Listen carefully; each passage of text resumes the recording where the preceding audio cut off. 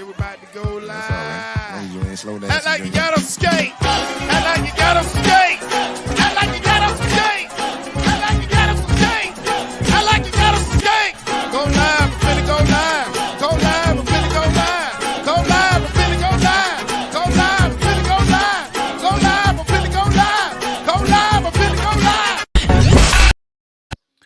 What's up? What's up? What's up? We back again, y'all. Let me know everything looks good. Sounds good. We'll get this thing going. Act like you got on some skates. It is an exciting time here for the Miami Hurricanes landing a big-time commit in Jon Rashada. So real quick, H&L in the building. Let me know everything looks good. There we go. All right, we good to go. Once I get those thumbs, I know I'm good to go. All right, y'all. Man, it's been an exciting Sunday for your boy. You notice I don't have my Hurricane stuff on. Hey, it's me. It's Mario. Mario, I got a Mario shirt on. He just got to grow a mustache. Once he grow a mustache, he got to wear one of these hats on the sideline, man. But anyway, had a great show. Big shout out to everybody in the building. Right there, Joy Fountain or Fontaine, 863 Kane in the building. Speaking of this Nipsey Hussle picture right here, man. Did y'all trip out? Because this was the first time I ever heard Jon Rashada speak. I kind of tripped out a little bit when I heard my man speak. You know, I know he's a Cali dude, but he got that straight Cali, Oakland type vibe. I almost want to start crip walking when my man started talking, man. I was about to get that thing. About to crip walk that thing, you know what I'm saying? But anyway, I know I'm tripping over here. Matter of fact, go ahead, dog. Just slap myself, man. I'm being silly. But anyway, man, we had a great time with that. Let me tell y'all something. We had just short of 1,500 people in the chat. Coach Hayes has never done that on any live show ever, and that was super exciting, man. That was really fun. A lot to go around, and we definitely will be doing more with that, with these commitments, especially here during the summer, man. A lot of cats are committing now, and that's just what it is. So, I mean, it was cool, you know. Let's see here. We're going to talk about the Legend Camp. I got a guest coming on. He'll be on shortly, and I know a few people, you know, want to talk about Jon Rashada and what his commitment means to Miami. And one of the callers called in and asked me, do you think that we'll have more commits coming? And somebody said, no, fit what you were saying about Nipsey. No, it wasn't a bad thing. I was just saying how he sounded, you know, the real Cali talk, the way the accent and everything else. And he's got this such baby face, but his voice didn't match with his face. I was ready to hear somebody kind of talk like this, like, you know, I'm ready to play and come in and compete for a position and, you know, do my part and be a teammate. And you're like, well, you know what I mean? Like, I'm going to come on in and do my thing and win my teammates over. You know, I'm a winner, but, you know, I'm not a winner yet. You know what I mean? I hope that's a good impression. But anyhow, that's what I was saying, that he really embodies California with the way he talks, his demeanor and everything else. So that's all I was saying about that. And I just saw the Nipsey Hussle, just thinking about the making a comparison in the guy. So anyway, so the point the caller was making was about the commitments coming in after this commitment. And like I said, it's the snowflake to start the avalanche, meaning, you know, avalanches or snowball, I guess is the right way. You know, we in Florida, so I guess it's a bad analogy, but y'all know what I'm saying. It is the spark that gets you going, and as it rolls downhill, more and more and more snow builds upon it until it's just out of control. And so the same thing I believe will happen here. It won't all happen this year, but it will be a year after year effect when it comes to the recruiting process here. You know, like I said, we have Ray Joseph out there. We got Jaylen Brown. Everybody's talking about the possible Enos deal where he may come back, because if I'm not mistaken, I believe Jaylen Rashada was his quarterback on the Immortals team, if I'm not mistaken. So Okay, Marcus, I like that. It's the raindrop that starts the hurricane. Okay, I'll take that. I'll take that. That's cool. He's talking about the avalanche analogy, but anyway, um, so I think that will happen over time. We'll start getting some of the bigger names. Hopefully, it's funny. A Cali kid may start the staying home of the homegrown kids, if that sounds crazy, right? Uh, so we had to go get a Cali big time, highly touted guy to start this quote unquote avalanche, quote unquote hurricane recruiting thing to keep some of the big time home talent home. That'll be huge right there. I mean, there's plenty of names out here. We still have the Ruben Baines out there in the world. We have a bunch of guys here in South Florida that I hate to say, I'm gonna say it like this, that we should have to turn away, meaning because we can only take but so many. That we should have to be to the point where we can't take them all versus us having to get everybody in. You know what I mean? And so hopefully that's where we are. And that is when I talked about top players, this young man too, it isn't taking no shot at Jake Garcia or even Ja'Cory Brown. But now again, he has to prove this on the field. But coming in with all of this hype, everything else around it, remember, other players are going to make him better. He's not going to come in and be a savior, just like TVD, believe it or not. He's not going to be the savior of this program. It's going to take a whole team effort. That's why I love this game. It is truly a team sport. One man can't do it on his own. TVD can't throw the ball to himself, and he can't catch the ball. He has to throw it to someone.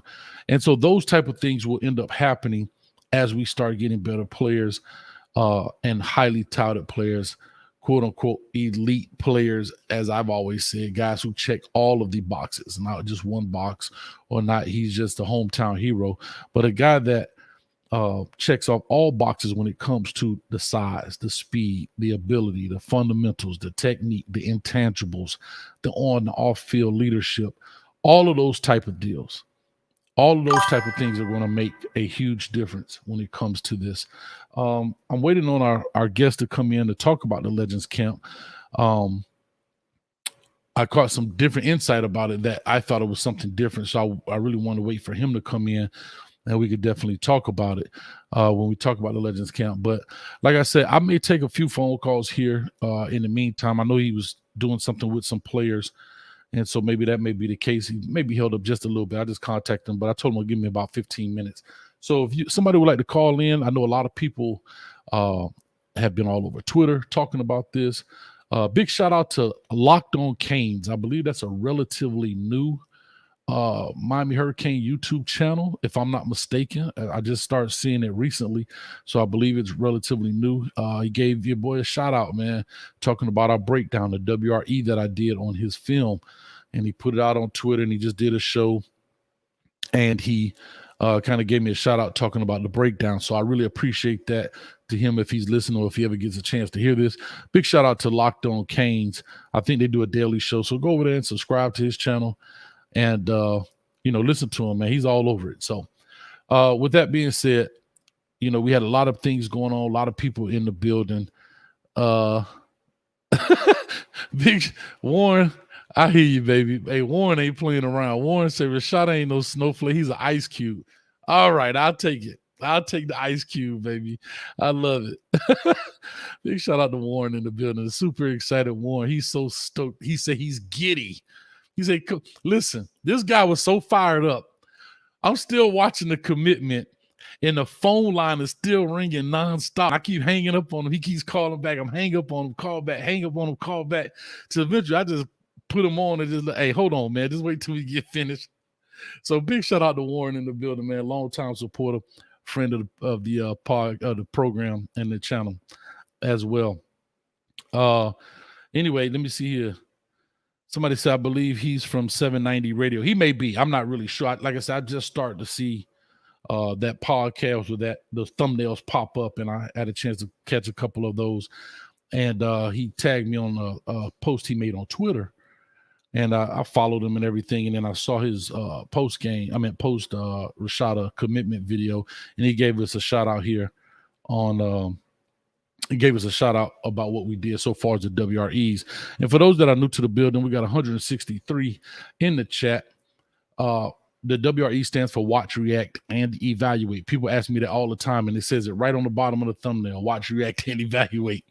And so what we do on there is we look at the top talent in the country, we break their film down, see what they're all about, an unbiased evaluation. All right. It is my first time watching it. I don't watch those before I actually do them because I do want to give you an honest reaction to those. And I want to kind of give it to the fans from a coach's perspective. What do you see? Now, of course, I'd make it a little more entertaining than coaches do in the coaching office, but because it is entertainment as well. But I try to bring it to you from a perspective of how a coach sees a prospect's film for the first time. Most times they don't stop it, rewind it, unless they see something they really like. And so when you look at it, what catches their eye?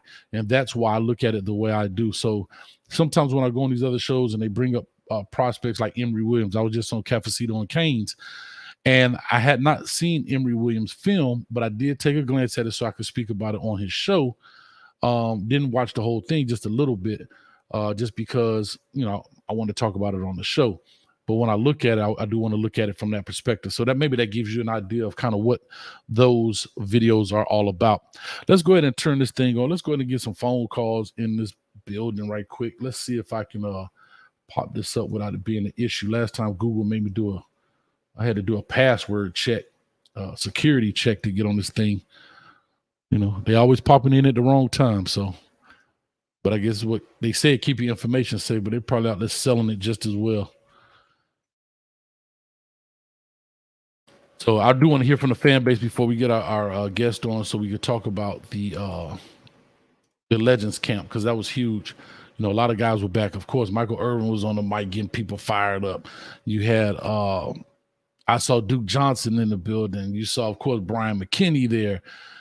You name them, they were there. So everybody was there in the building so far at the Legends camp, and that was pretty cool in my eyes.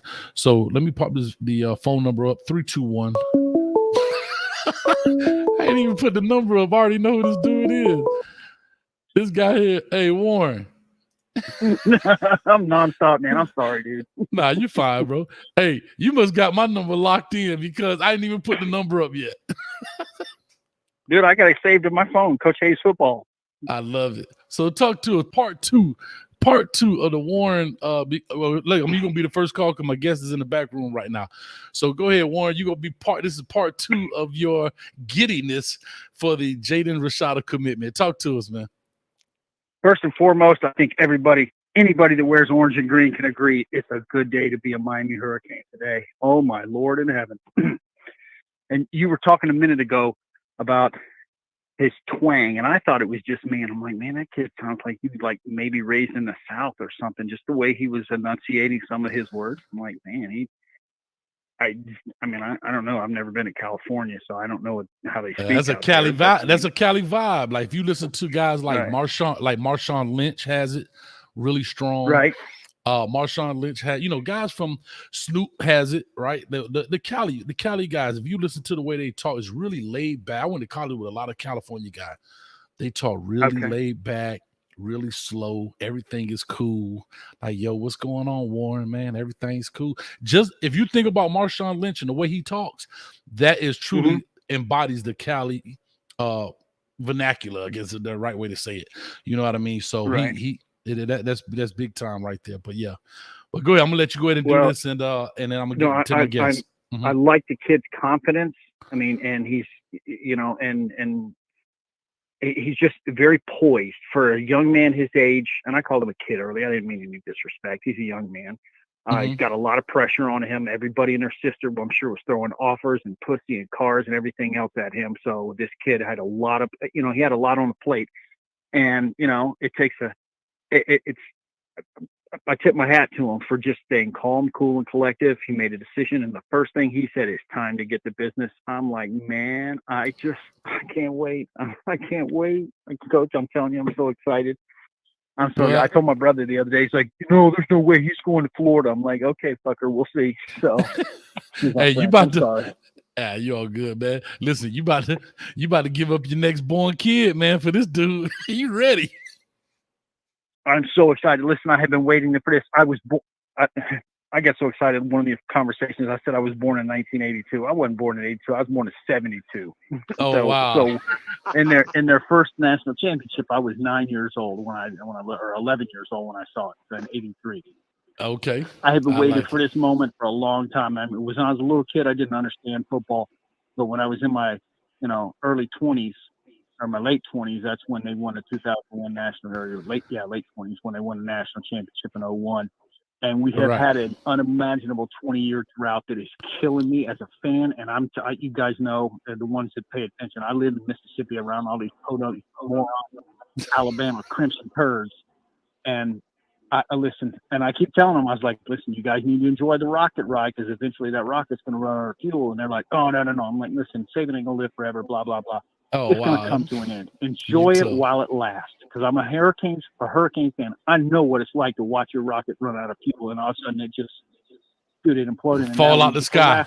For the last 20 years, we've been in laughing stock of college football. And, and we had, and it's not been pretty, but you know what? Oh, the day of redemption has come. I'm so excited. I love it, man. Well, listen, I got to let you go, man, but I appreciate it as always. I got my guests in here. We're ready to rock and roll, man. So as always, man, appreciate it. Maybe we'll open them up again later. We have some other folks calling, but thank you, man. Appreciate you, Warren. You got it, buddy. I'll talk to you. Bye. Already. All right, I got my man here in the building, but before I get started introducing him, I'm so excited. How can I forget my sponsor for the day? Right here. Well, point down right there for me, Drummond. The sponsor right there below you. Right. Listen, Alex Tabio from Certified Home Loans. Anything you got to do with home financing, check him out. His phone number is 305-205-1697. I know everything is skyrocketing. Gas is through the roof. But guess what? This is the perfect time in order to get your paperwork in order, as well as for all of my entrepreneurs out there who deal in cash, legal cash, that is. All right, holler at him. He has very aggressive programs for cash entrepreneurs who don't necessarily deal with pay stubs and deal with things like that. Holler at him. It is free. He's a huge Miami Hurricane fan. He'll help you out, okay? So with that being said, we got Mr. Jon Drummond. If you all don't know who Jon Drummond is, he is the Twitter space guru when it comes to the Miami Hurricanes. Most of you guys probably never seen his face, but you've heard his voice. He's always a host, co-host on all these. I don't know what you got. Canes Unfiltered. You got like 12 Cane spaces. All right, so Canes Unfiltered, man. And so we actually got a history because we coached together way back at Miami Jackson. What was that? 08, 09, 10, 11, 12? 10, 11, yeah. Yeah, so we go back all the way back to Miami Jackson days when our Hurricanes lost out on a guy named Cadillac Therizi and Reuben Carter, who ended up going to Florida State. Yeah, I'm just saying how we had guys and they end up leaving. Cadillac went on to Auburn and so forth and so on. But I want to bring you on here for the Legends Camp. And we currently got 248 in the building. I appreciate it. If you don't know this, Drummond, we just broke a record on this our PR, our personal best record. We had just short of 1,500 people in the chat for the commitment video, man. So we rocking and rolling. It's a little fainted, but you're all right. Okay. Hold on, let me see something. You good. If you just speak up louder, you'll be perfect. All righty. Let me know, can you hear me better? Oh, that's much better. Okay, there we go. Turn me up, baby. It's great there you go. to be a Miami Hurricane. It's great to be a Miami Hurricane. Let's go. Yeah. Oh, I got a quick question, because I be peeping a little background. I be peeping backgrounds, dog. I'm noticing the glass roof and the white leather, dog. Did you get an NIL deal? What you got going on there, man, bro? dog. Look, man, I done downloaded my Life Wallet, man, and app and everything. Hey, man, things looking good, man. They got me over the NIL. I couldn't help but say yes. They got Mario Cristobal in the building, hometown guy, straight from the mud. You know what it is. East Hialeah. Hey, we here. I love it. He got palm trees in the back, man. Hey, I don't know what you got going on. But anyway, let's jump into this thing, man. I know you've been around to the camps since Sure. Coach. I don't know if you were there prior to Coach Cristobal going. Did you ever go out to those camps? Yeah. Uh-huh. Why you said it like straight disappointment? Like, yeah, I went. Yeah. But anyway. So I'm glad you answered it because I want to make a comparison. So we know we had the legendary Legends Camp, the first inaugural camp here. I think they've changed it from Paradise Camp. They're literally erasing Manny Diaz and everything he's done from all record books, programs, anything having to do with the Miami Hurricanes. Yeah. He's pretty much just an asterisk at this point. So my question is, the Legends Camp, was it legendary? I would say this, compared to Paradise Camp had more elite guys. I would say that was more of an invite only, and they made sure they got the top kids. The only thing about the Paradise Camp that we never got out of that was a lot of commitments. You know, we showcased it. We got the kids here, we got the guys here. With this camp here, less elite guys as far as the number. We did have some elite guys in the building, but it was more instruction. Like, it was more passion. It was more like coaches. I mean, I was with Coach Salavea, and I can tell you, this guy was dripping sweat. I mean, like, just dripping. I mean, from D-line coach. Yeah, D-line coach from Whistle with Jason Taylor, Coach Wright, Coach Maribel. Then outside with Coach Gaddis. I mean, those guys coach like they were coaching spring ball, and just something I can compare it to. And the energy and just the energy and the love and that kind of like the togetherness, knowing that we're gonna work. That's what you got out of that Paradise. I mean, out of Legends Camp. So you saw that, and then you saw all the guys. I mean, I talked from Benny Blaze. Benny Blaze said he didn't go to a practice the whole time, and his nephew was there. He was like, "Bro, I've been here 5 years." I talked to Mark Jackson. Mark Jackson was like, "Man, it's my first time back in 3 years." Lamar Miller, like, it was a bunch of those guys who, I mean, just quite out say, "Hey, I haven't been here," and just to have that invite back, and just to feel like those guys just felt comfortable, like, "Hey, I can come back home," and also like, "Hey, Mario, he's one of ours." Like, so now it's like they feel welcome. I don't think they felt rejected with Manny, but Mario actually invited them, like, "Hey, I want you here. I want you to be a part of this." That was the biggest feel you got out of those guys being there. And then obviously they helped recruit. Like, they helped recruit like none other. And I mean, how you gonna turn down, Michael Irvin coming up to you, talking Reggie Wayne? I mean, Travis Benjamin, guys in the league right now. I mean, just countless. Duke Johnson. I saw Duke. I saw a picture of Duke. Yeah, Duke there. I mean, Duke Johnson, Jalen Phillips, Greg Russo. I mean, it go on and on. Just Jeremy Shockey, Reggie Wayne. I mean, oof. I mean, it just kept going. The number of guys that were there that felt just accepted coming back, which is crazy. It's like, this is your school. You bled on Green Tree. You won titles. Like, you did your thing. You throw up to you represent, and now you feel comfortable. So that was a big difference right there. I can tell you that. Nah, that's good. So let's talk about, before I make a comparison between the former camp and this camp. You said this camp was not an elite, like, invite camp, meaning it was kind of just open to the public, and you just signed up, I guess, paid your money, whatever, and it came out. And so, you got some elite guys, and then you got some poor little Timmies out there. And it's interesting you say that. And Coach Gaddis and Coach Joe and all these coaches are coaching like on 1,000, regardless of who's out there. That's big right there. A lot of people don't understand when it comes to the coaching world, and you know this coaching as well as I, when you go to these camps, it's all about a feeling. It's all you want to say, man, I can appreciate that. So imagine if you're going to coach a guy that that does not have a chance to come to University of Miami. Right? Yeah. How do you think he's going to coach every kid at the University of Miami? See what I mean? So I'll try to say, like, you got poor little Timmy over here, right? You got him right there. You got poor little Timmy in the line, and you like, he not even D3 player, but I'm gonna coach him the hardest I can. So imagine when these guys get in their room, and you get even the walk-on dude that comes to Miami, he gonna get coached just as hard as the elite guy that we have coming in. You know what I mean? And so that goes to show you that's huge right there. It was also free. By the way, it was free. Oh, it was free. It was Man, free. shout out to Mario. So you just had to sign up, basically. You just had to sign up, man. That's on top of what they did the previous weekend. I went up to Orlando, picked my nephew up, brought him right back down, drove him right back up. He had an elite camp. It was probably close to 600 kids. It was free for all the youth, and the same way they coached those kids, like they had to play tomorrow. Like they had to play the national championship game tomorrow. And that's, I mean, the same energy, the same feel. Amazing. So here's my problem. We're saying 600, and you telling me it's free? In our community, hold on, in our community, when I mean community, I mean the Miami community, the South Florida community, is always talking about community relations, and I'm one of them now. I put my hand up. I thought the university itself, not necessarily the football, but the university itself, I think does and may still do a poor job in the community because the community is the fan base. 90% of our fan base is the community, not the school. We've talked. I'm going to go over that again. They got 10,000 students at the whole school, 11,000, maybe 13,000 with grad and everybody else.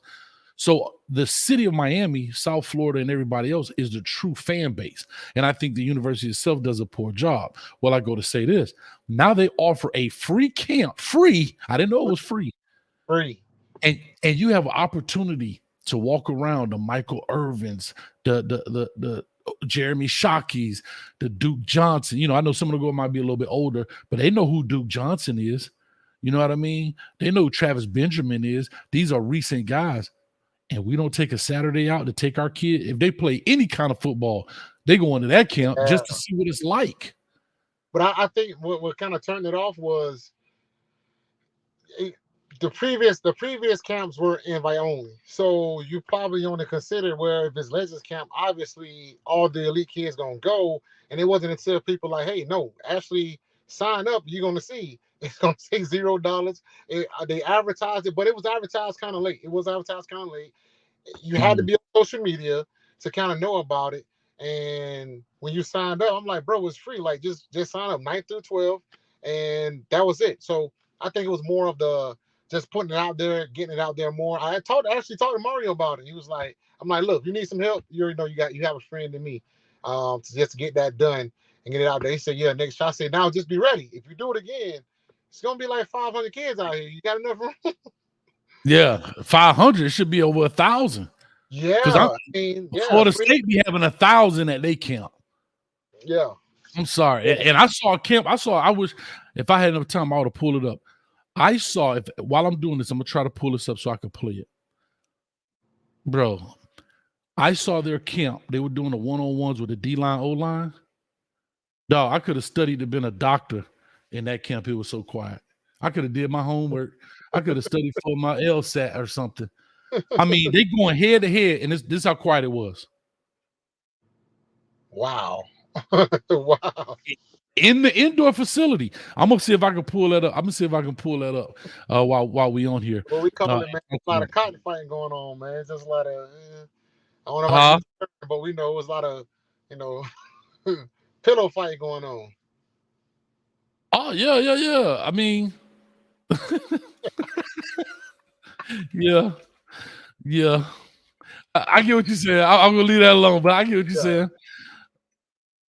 But anyway, I'm trying to see if I can pull this up. But anyhow, yeah, man, like these are the things that I love to hear coming back. I love to see, the hype is there, the buildings. I have not been on campus in quite some time, to be honest with you.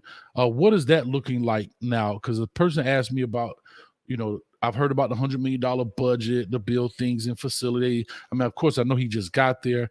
But and I think Street and them told me they just started some construction, some things. I'm not sure what's in place, but it takes time, right? You got to get architects in the buildings, permits, engineering, all that kind of stuff, surveys and all that when you're trying to build things. You just can't build it because you want to. You know what I mean? So can you personally see things changing right now on campus? Not just yet. The inside locker room is being redone. They're going to have that by this fall. But after the fall season, they're really going to kind of crank it up. The renders that they kind of showed recruits, it's like a 3-story building. I mean, state of the art, everything. They're going to move some sports around. Also enhance the facilities of all other sports on top of that. So the renders, I mean, the renders looks amazing. And I always tell people about this. I said, I know recruits gonna speak a certain way. I say, but a lot of times kids gonna just keep it real with you. And I say, can you go back? You can go back recent history, right? Did you ever any kid post that they didn't like the facilities at Miami? I say no one has posted that. No kid ever says that the University of Miami had bad facilities. Now, yeah, it doesn't look like Alabama. It doesn't look like Florida. It doesn't look like Tennessee. But no one has ever left Miami and say, "Oh man, that's a piece of crap." So it's not bad. It's good for what it is. It could be better, but it's not that bad. You know what I'm saying? Because you're still at the University of Miami. You still have the weather. You still have the scenery. You got the palm trees. Like, it's still there. But, I mean, what they're looking to do it's going to be amazing, man. Like, if that's what you need to be ahead and go with the Joneses in college football today, they're going to be there real soon. Yeah, and that's the guys on the truth. I think we were more critical as adults and coaches than players. I you know what? I have to be honest with you. I don't think I've ever seen any players. I mean, I can't say any.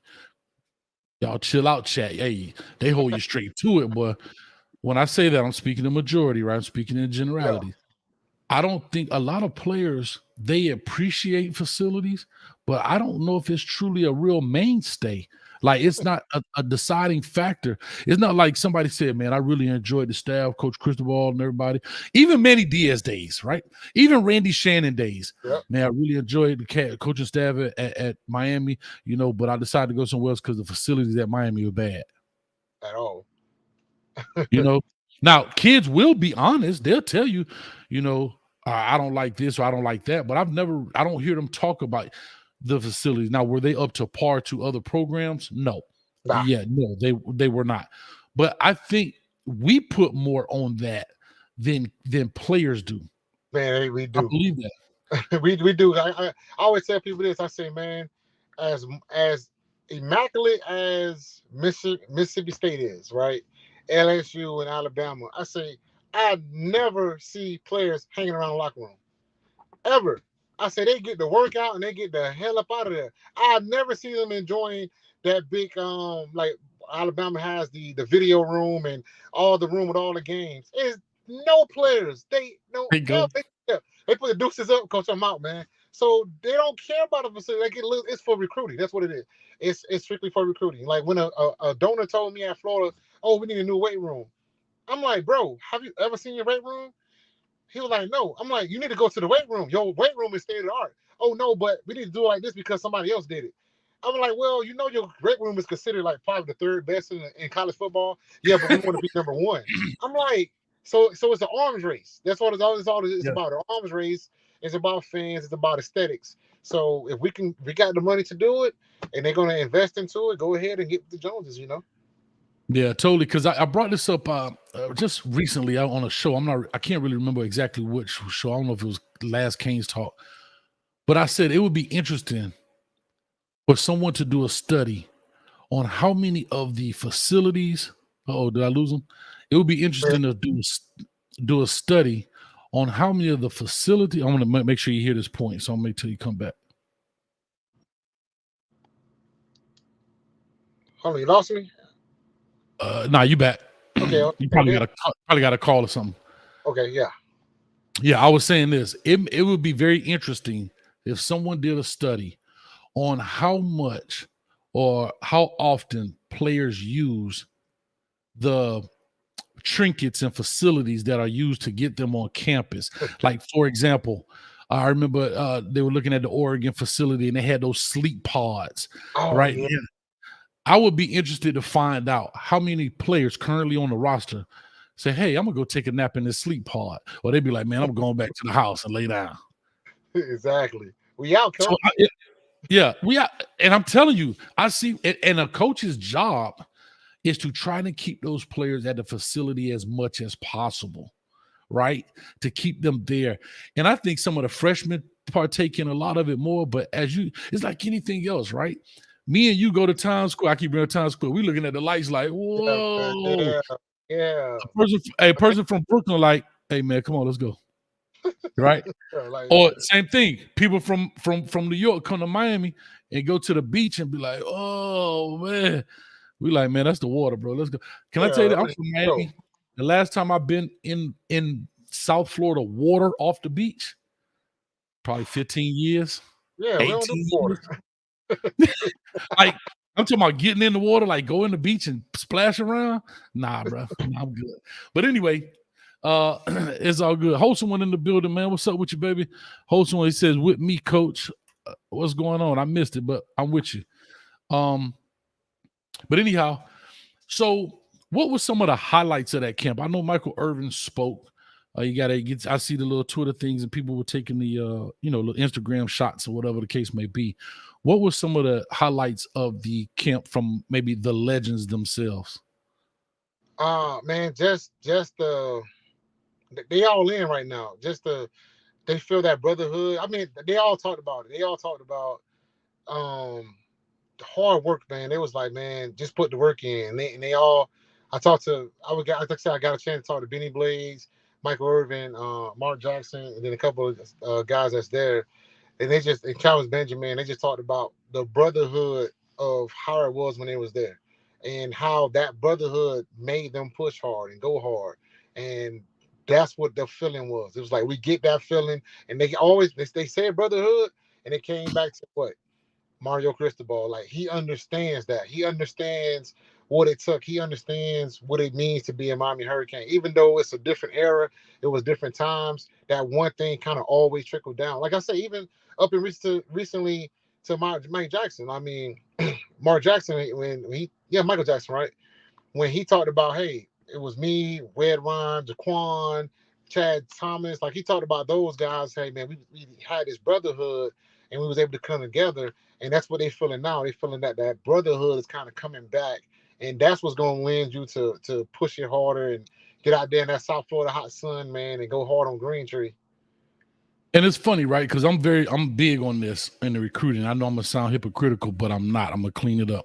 All right. Most people don't understand brotherhoods till after it's over. Yeah. Oh. Right? What? Like you don't understand how close y'all were till after the last whistle or the clock hits zero and you start the reminiscing days. And the reason I said that was because I've always been big on this in the recruiting game. If a coach comes to me talking about family, I always said I'm out. Man. And the reason I said that, because I always want people to keep the perspective, it is business. Don't ever get that twisted. Right? You there, Drummond, or you stuck? No, man. You so still. I wasn't sure. Because sometimes it gets still, people be stuck. So when I say that, I'm not saying we can't form relationships and form something in the process. Yeah. But I'm talking about, hey, come here because it's like family.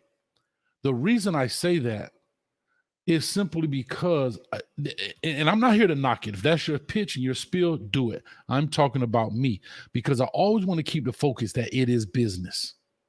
It is business. And I'm not speaking of Mario Cristobal. I'm speaking from any coach. I don't care who it is, because you want to keep that mindset, because at the end of the day, this is a results world. This is a results business.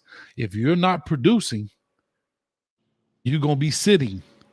But in some cases, some people produce and they still sitting. You know what I mean? Now, if you were my coach and me and Coach Drummond formed a relationship through this process, I'm all for that. I get it. But I'm talking about walking through the door. Come on, bro. Come on. And I know it sounds crazy. You tell me if you agree or disagree. I just feel like you have to earn some of that on both ends, right? I don't want to just give it to you. You're coming in. I'm doing my due diligence on you. You're coming in. Let's earn this familyhood, brotherhood. I'm not going to give it to you just because you put it on, right? Because we all been on teams where you got some flaw cats on there just because they what they say, skin folk ain't your kin folk. Just because just because they wear the same color don't mean they're on your team. And so that's what I'm saying. You have to earn that through your work effort, your work ethic, the trials and tribulations, the adversity that's what builds the family, not just because you decide to come here. Yeah, I understand that. And I think they're working hard for it. So every week they do this thing, what they call it, my highlights, my hero, and my heartfelt. And you know what I'm saying? Like they sharing things of that. And they have several different things in place, man, to kind of, I'm gonna say detach away from football just a little bit.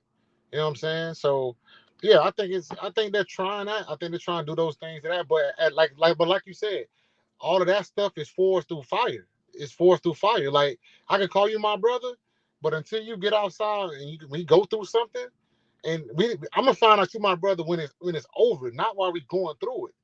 But it has to be forced through fire, and it has to be forced through hard work and something. Like we both got to have a goal, and we got to see. I mean, like me and you, when we went to that first Jackson, I think Jackson won 2 games in 2 years, and just going through that fire and getting through that and bringing them to success is like when you did something and you've gone through, you went through the scrutiny of everything, then you can look back like, okay, yeah, I didn't. You didn't tell me you had my back. I saw that you had my back, and it's understood. Right. Whether you know. Hey, matter of fact, remember we played the Soul Bowl because they was getting whooping Jackson before we kind of got there. Oh yeah. And then remember we played that Soul Bowl. That's when they had Teddy Bridgewater. I tell the story all the time. Amari Cooper, Eli Rogers. Man. They had Eli Rogers, Kanan Lamb. Yeah, Corbin Lamb, Michael Lee. Corbin Lamb. I'm sorry, I went to school with Kanan Lamb. Corbin Lamb. They had a bunch of players. But what I'm saying is you're 100% right. And I was just telling somebody a story I remember we first met in the room in there, right? And you going through, and everybody got ideas, right? We were talking about plays and this and that. We were talking about, oh, that ain't gonna work, or this gonna work, that ain't gonna work. And it takes time. Just because we was on the same staff, it took time to form that relationship. You know what I'm saying? Where, yeah, I mean, I talked to you a year ago, but I pick up the phone and boom, you right here. You know what I'm saying? Like, yeah, cool, I got your back. Boom, I jump on the spaces, whatever the case may be. And that's what it comes to. But that had to be formed. And that's where I am. That's why I keep saying about don't give somebody something. Let's earn it together and form that. You know, I wasn't born into that family. That's different. But when I'm going to come into a brotherhood, we earn it together. If that all makes sense. Because you're going to have to weed out. Because here it is. You have to weed out the weak. Let's call a spade a spade. There are some players on my Hurricanes roster right now that Mario Cristobal and the staff don't want. When I tell fans that, they get down my damn throat. And I'm like, bro, it is what it is. Like hold on. Do y'all know that this man coached with Mario Cristobal? Like, y'all guys have to know that. And you got to know the kind of guys that he want. And I told one recruit this yesterday. And I said, before you decide anything else, I said, you got to decide what kind of player you are. I say, because whatever it used to be here is not. And I say it's nothing but work. I told the player, I said, I wish you would have came to a spring practice. I say, bro, it's 90 degrees outside.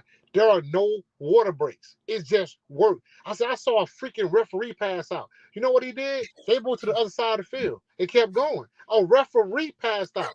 I said, if you're not here for work, this is not the place for you. And I said, I'm just being honest. Because you think you want to work, and then you get out here, and it's way different. Multiple occasions messing with you, man. You want to play? You thought you was a football player, and then you was like, "Damn, we gotta do football all day, every day." Yeah, that's why you're here. Like you say, it's a family, but no, you got to get what they call it. You got to get the butter out the duck. Now. The butter from the duck. The butter from the duck. And that's what I'm saying. We got to find out if you really love football. Or you were just good at football, really good at it, but you weren't in love with it. Yeah. See, it's some people don't understand. You have to. I just spoke to one of my former players the other day. Very good player. And you know what he was saying? He in his sophomore year. And he was talking about how he getting burnt out already. Burnt out. He burnt out. And here was the funny thing. Because, can I tell you this? I know this. I could tell he was never in love with football. He was very good at it. Some people can do things very easily, but they're not. It's not their passion. They're not in love with it, so they just do it to do it, right? And so I told him, "Hey, baby, you already there. You got 2 years to go. This is how I look at it. Use the program. Don't let the program use you. Get your degree out of it. Start forming these relationships with these boosters and these people. And so now when football is over for you, you can go ahead and start finding out what you like to do. See, this is where the coaching come in. Start finding out what you like to do as a person. Forge these relationships with these people off the field, whether it's boosters, whatever the case may be. And now you can be on your way. You don't have to do this forever. But now that you're in it, let them pay for it. But I can see players who love football. I can see players who love just Friday nights. Yeah, that's it. That's it. They just want to play. They want to get the notoriety. They want the girls. They want to do this. But they're not in love with it, dog. They're not in love with the workout. They're not. And see, high school is kind of jacked up depending on where you're coming from because we don't have complete control over these guys. We don't have 6 a.m. workout. We don't have all a bunch of things we can do with them like in college. Bro, it's nonstop. You go to your tutor at 9 o'clock at night. Yeah.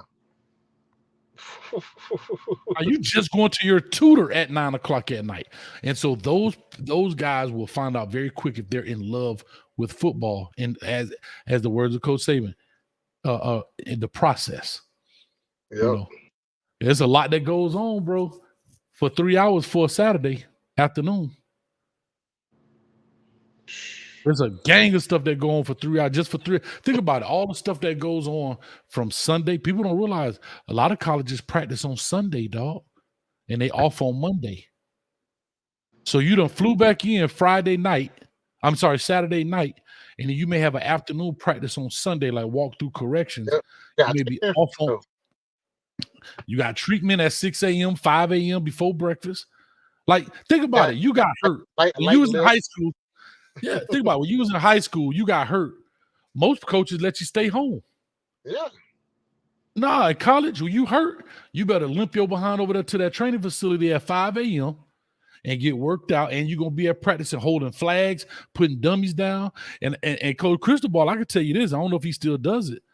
When you was hurt at FIU, if your head was hurt, you put everything else on but your helmet.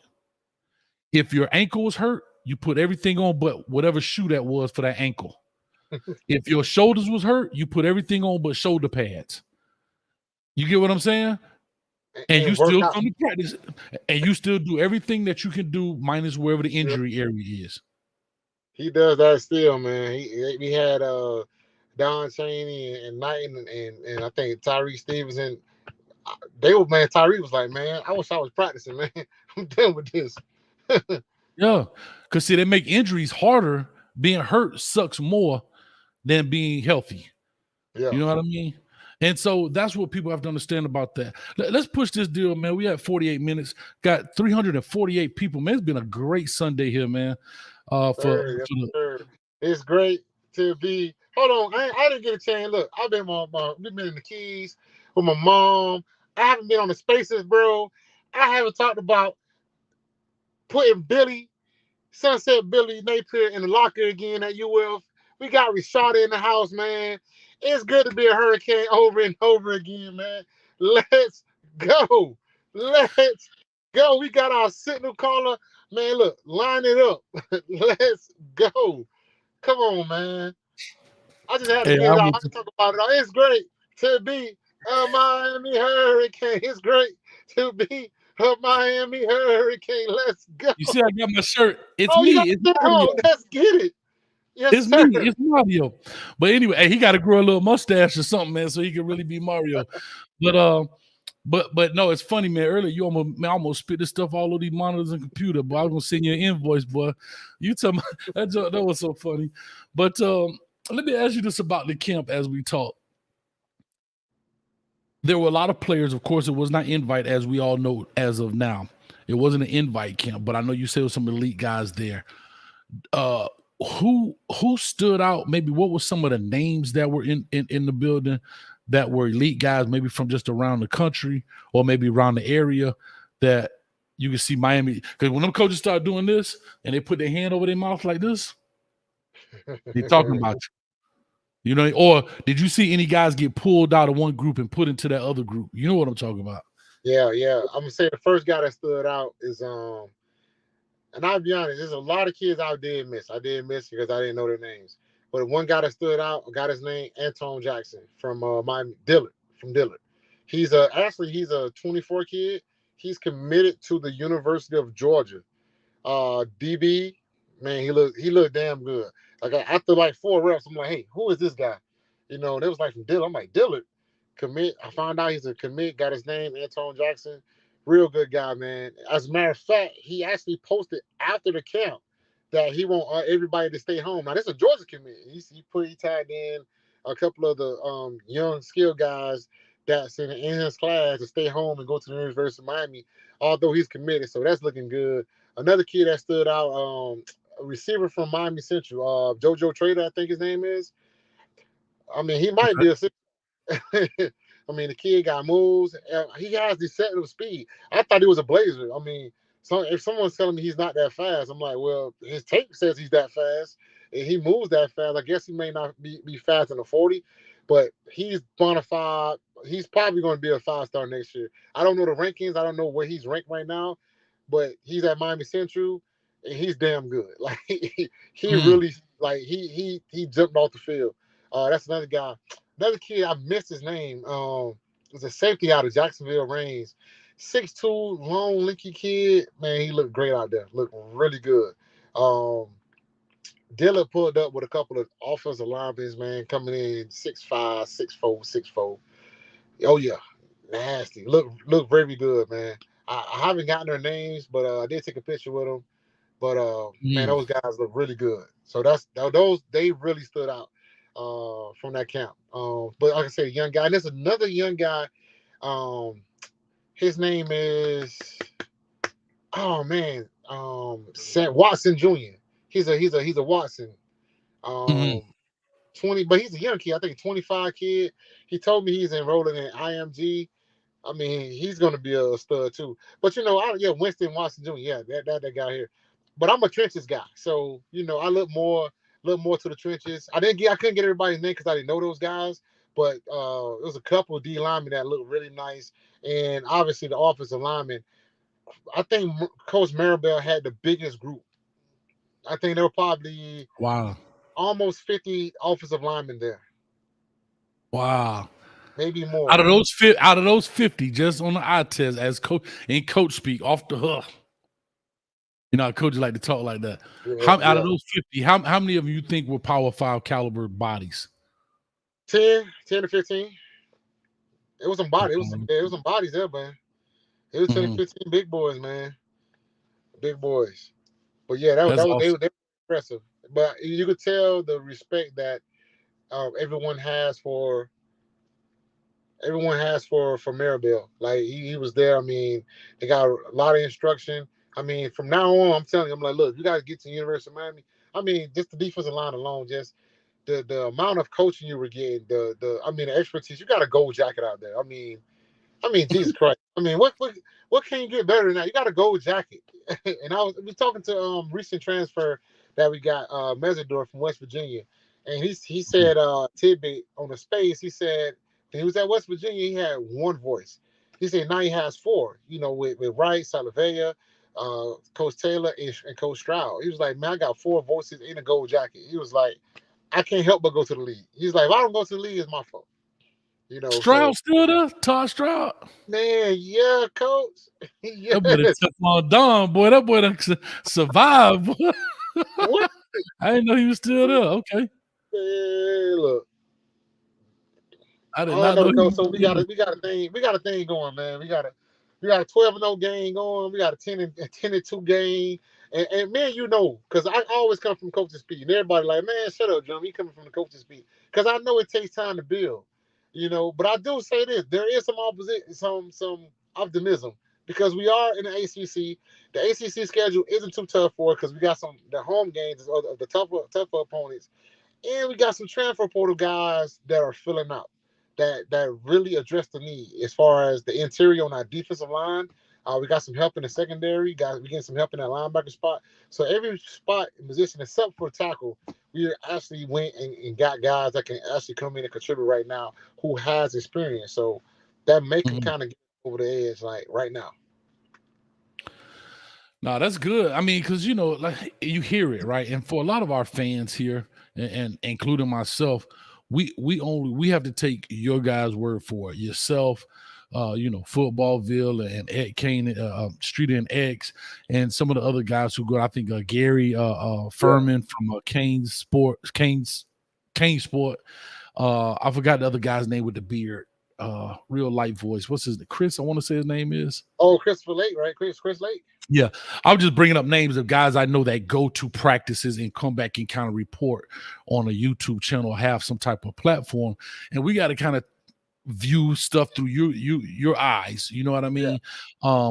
And so the reason I really want to have you on because I know your coaching background, and I like coaching. I don't want no fan. I'm not saying no guy fanny, but I'm talking about I want to know like the gritty. And I know Drummond gonna get it to your blood raw because that leads me to my next section. Now, I know Drummond, you used to be dropping some bombs about these hurricanes. So my question is, and I get it, I'll let you tell your own narrative. I don't want to put it out there, but in the sense of, I know you were very critical about the Miami Hurricanes. Oh, very. And what was so my question is, what was your take, and when did you just say, wait a minute, hold up, dog? Enough. So when did that happen? Like, all right, we on this climb now, it's kind of going down. And when did you just say, nah, dog, here go my real criticism of the Canes?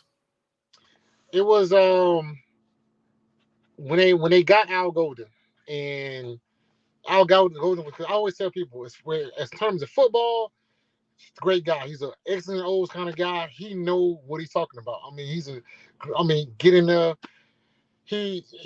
The first thing he did when he came in, he reached out to the community. He reached out to the local coaches, you know what I'm saying, to say, hey, man, let's get this thing turned around. As soon as he got a good recruiting class, bam, they cut the funding from inside the school.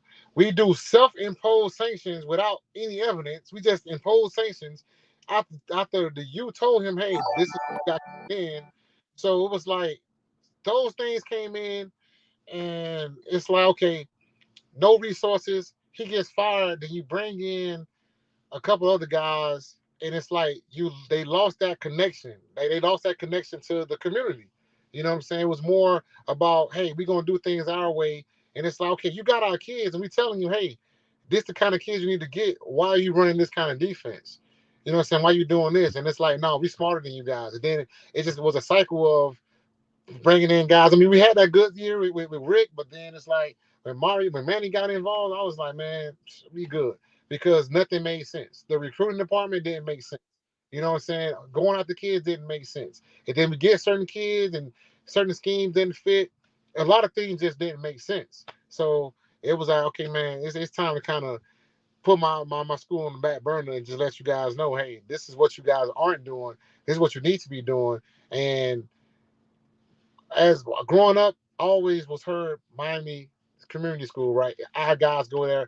It's a part of Miami. I think they kind of lost that. They lost that feel, and that's why they lost a lot of recruits. I ain't talking about just, we got guys from local league. We got guys from the South, the Tri-Counties, but we missed those dogs. We missed those Davin Cooks. We missed those, you know what I'm saying, Amari Coopers. Like, we kept missing on those guys repeatedly. We got the other guys, but we didn't get the main guys, and it was because, it was a huge disconnect, man. And they were started getting people that either weren't familiar with the territory, or people that were familiar with the territory who just kind of went into a total different projection. So, but now we got guys there that, shoot, me and you travel, and it's like, dang, we used to go travel hours in a car, and now you home. You and listen, bro. I remember you and Carol. I think you, Carol, and Dunn got in that car. Man, I say, nah, brother. Hey, I've been here long enough. I'm finna jump on a plane. Y'all boys that drove from Miami to Alabama to Tennessee to Georgia to Florida. I don't know where. I jumped on a plane, dog. Boy, they all know the hustle, man. And let's go back to Luke's point about the Yellow Bus Boys. This right here is what he's talking about. Coaches, Here's another crime the NCAA did where they took away the camps where coaches could get paid. That's how coaches made money in the summer. That's how you got guys around. You know what I mean? That's how you got players exposure. Bro, think about this. We talk about the coaching community. Y'all in a car with 2 kids in the back driving for hours so they can have exposure. And that's so underrated from the high school. Like that's where I think, and I know I'm gonna break a left right here, but that's where I think the state of Florida, it's a crime against high school coaches for the commitments that they do. I see Luke right now, he on a bus. They were just at South Carolina State, and I think at Allen University, and some other places. And it's so, and you have to remember, we don't have the same resources in Florida that they have at other schools, some of these private schools. They don't have donations and things like that. So a lot of these guys come out their pocket to make things happen. You know what I'm saying? Pause, coach, right? Mute him for a second. You know what I mean? We don't have a lot of those kind of resources in order to make things happen. So I guarantee Luke came out his pocket to put them kids on a bus. I guarantee, luckily when Coach Bethune was your background loud. Your Bluetooth. Luckily when Coach Bethune was I call him Coach Bethune because we coached together, but Mr. Bethune, when he was the principal at Central, he understood exposure as an administrator. Therefore, that's why Central flew around to Bishop Gorman. They flew to play St. John's over in DC.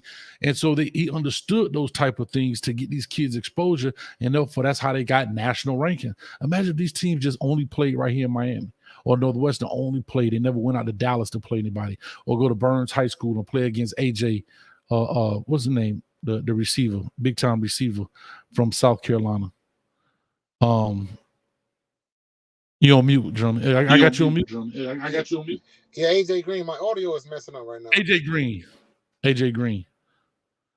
Yeah, I don't know why it's messing up. Maybe because you hooked to the Bluetooth. Yeah, man. I think everything kind of went haywire over here. It's all good. So anyway, those are the type of things that I was saying. So before you love Drummond, that's what I was saying about talking about Luke and the Yellow Bus boys. Meaning he talking about coaches who've been on the yellow buses and made all these sacrifices and understand what it takes to get these guys out. And like you say, our kids leaving, gone. So I hope to God today was a mark. You can mark on your calendar, June 26, 2022. Hopefully, this is the first fence post hammered in the ground around whatever that boundary is Mario Cristobal wants. Yeah, even Radikovich, man. We saw an old picture, one of his old Optimus players. He was a yellow bus guy. Yeah. Miami. I was like, whoa. I'm like, yeah. I say Luke had a point. At first, I had no idea what Luke was talking about. I'm like, a yellow bus guy? What the hell are you talking about? But then he kind of made sense. I was like, oh, okay, damn. It made a lot of damn sense. Oh, you think about it. Think about the guys, especially here in South Florida. I can speak for this, especially for South Florida. Look at the amount of talent that you look at a Roland Smith, bro. What do you got? 9 state championships in South Florida? Yeah. Bro, I've been coaching 20 years. He's been coaching probably longer than me. And he got 9. That's about half of the time I've been coaching. He done been in the state championship. That's ridiculous. But a big part of his success, administration. Greg Bethune, the current principal at the time, understood the importance and having his back. People don't understand that. I don't care what no one says. Let me tell all y'all something. Look me right here in my eye. If Mario Cristobal did not get the backing from the university, he's no different than anybody else. If Nick Saban comes to Miami without the backing of the administration, he's no different than anybody else. You have to have everybody's got to be linked in this thing in order for success. Everybody, Drummond. And you know that. Right? Oh, yeah, here you go ahead. No, you want to know why? Because remember our first year at Jackson, I call it, I ain't there no more. Who was the principal at Jackson when we first got there? Oh, that was his brother, wasn't it? Bethune, the same person. Yeah. He the one brought us because he coached with us at Norland. He became a principal. He bring us over with Miss Love. Remember, Miss Love was the principal. They end up changing it, and then we end up getting Kazanis, and it wasn't the same. Nah, not at all. Kazanis used to tell us, I wish I could get rid of football. Why do I have to come out here on Friday nights? You're the principal, dog. That's why. Get the hell up out of here, man. And so you saw the decline, right? And that's what happens, man. So, hopefully it's good, man. It's everything will be fine. I'm glad this happened. And it would have been interesting to see if Mark would have had the same backing, what we could have been. Even maybe Randy Shannon. Hey. I don't know. Coach, I'm going to sign off, man. I appreciate your time, man. I appreciate coming on, man. I appreciate all the love, man. Hey, it's great to be a Miami Hurricane. It's great to be a Miami Hurricane. It's great to be a Miami Hurricane. Let's go. Real quick, real quick for you too, man. Real quick for you get out of here. Tell the people where they can find you, all your information and Cane Spaces and all that. Hey man, on Twitter, man, it's called Leader of the Men. Just type in Jon Drummond. We run a Twitter space, Canes Unfiltered. I mean, it started small. Now it's just, you come in and kick it. You can talk Canes football, go up and down. Look, we go up and down the same thing. Player personnel, records, what your expectations are, man. If you just want to get a good laugh, we clown. Man, we laugh. You'll hear a couple of arguments. I mean, it's the whole thing, man. So, you come to and it's unfiltered. And it's unfiltered. Hey, it's very unfiltered. Hey, don't play it too loud for your kids in the back, man. You're gonna hear some things that I don't know if you want to share with your youngins. I love it, man. With Drummond, man, as always, we'll be talking here shortly. I appreciate you, man. Love you too, man. And we'll make this thing happen, man. Yes, sir, man. Much love. Appreciate everybody. Go Canes, man. Miami. Go Canes. All right, we won't be here too much longer. Let me go ahead and get him out of the building. Man, appreciate it, Cost Kane. I guess a Cost Kane $5 donation. Man, thank you so much. It means a lot. Currently got 328 in the building. Hit that button. Am I still echoing? Hoping. I think that was on his end. I think the Bluetooth kicked on in his car and it started capturing. So let me know if I'm still echoing or not. If I am, I can see if I can make some changes. But I'll open up the phone lines again right quick. Take a couple calls. I'm not gonna last long. I want to go celebrate. I got cane juice in my cup. Hold up, do I? Am I empty? Oh, shoot. I'm almost empty, y'all. Hold up. Refreshing. Let me go ahead and open up the phone. I'll take a couple calls. I just want to hear your perspective. Anybody heard anything about the Canes? Anybody heard anything about appreciate. I think that was his Bluetooth in his car had kicked on. It was what I was saying to him was echoing back through his speaker. But anybody want to talk about the Jaden Rashada commitment, or if you want to just talk about the Legends camp, or just whatever's on your mind, we'll take a few of those calls and we'll get it going from there. Let me go ahead and open up this program. You guys go ahead and call in and put the number up here. And I just want to hear your point of view. We had a famous Miss Wilcox call in earlier. Yes, Lord. Miss Wilcox, I'm telling you, I got something special for you. You're going to love it. I think you're going to love it. I think you're going to love it. If you don't hate me, baby. Just know I did it out of love. I did it out of love, Miss Wilcox. Don't hurt me. All right, let me throw this number up here and we get it going. All right, 321-328-8235. All right, so here we go. Let's see if we get a couple of phone calls in this building right quick before we go in and get started. But doggone, I couldn't even fix my cane juice. Somebody calling in already. I know who this guy is. Shot-town Kane, go ahead and talk to me while I fix some cane juice, man. All right, what's up, Coach? I'm chilling, my brother. Listen, talk to me. Listen, I don't know if you're active on Twitter, but the Florida Gator fans and Florida State fans are freaking out, and I actually enjoy every second of it. And what do you mean they freaking out? What do you mean? What do you mean? So the Gators thought Rashada was going to go to them, So then you have the ones who said Miami offered more money, and then you have the complete panic crowd who was just like, man, Billy isn't recruiting hard. Miami's killing us. And then you have the Florida State fans who are just like, hey, man, we just signed a defensive lineman, but he's ranked a 3-star and all this kind of stuff, but he's better. I'm like, hey, that's cool, get your talent. But just understand that neither one of y'all holding a candle to a U with a top-end recruiter and a top-end evaluator in Zoe. So y'all just going to take this back seat for a little bit. Enjoy the rearview mirror and just let Big Brother do what he's supposed to do for these next upcoming years, man. It's okay. I love it, man. Well, listen, I know Florida, man. They've taken some hits. I know that coaches are actually me and Dom are gonna do our coach podcast on Tuesday at 8. So you guys stay tuned for that. Excuse me, that cane juice working on me, man. I've been anyway.